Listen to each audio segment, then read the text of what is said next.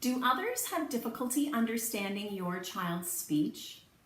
Do you find that you get a lot of puzzled looks when your child is speaking?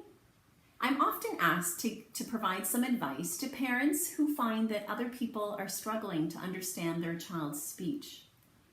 My name is Loretta Tulipano, and I am the Early Identification and Education Speech-Language Pathologist with the Children's Development Services at RVH.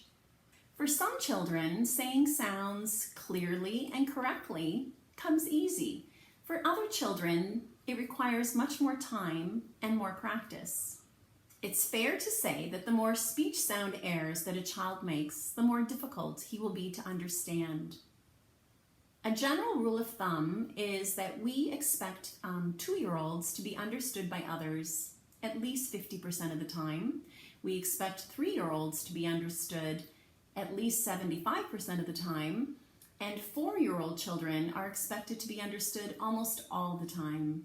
You might have seen speech sound charts listing what speech sounds children should be making at various ages. It's a good idea to know what sounds come in early and what sounds are a little bit more difficult for children to articulate or to say. We know that parents want to know what they can do to help their child produce clearer speech. It works well when you say the specific sound a little louder, a little slower, and a little stretched out.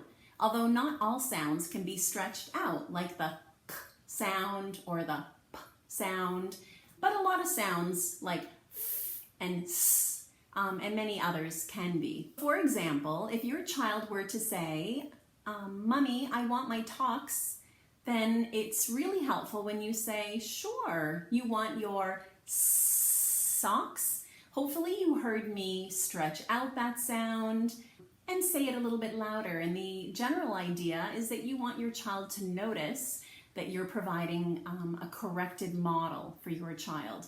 We certainly don't advocate that you demand that your child repeat after you. We are asking you, however, to listen carefully to what your child is saying and provide corrected models when your child does mispronounce the various sounds.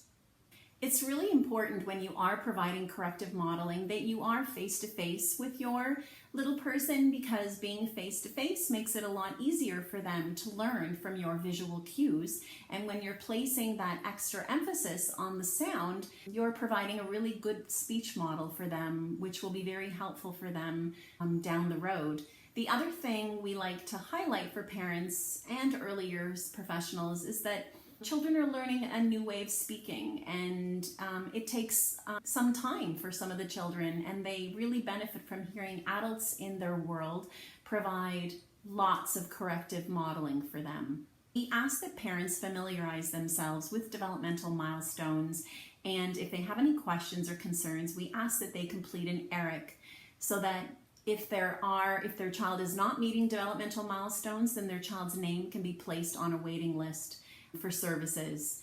While parents can always seek out private services, we want to highlight that our services are available to children and families at no cost.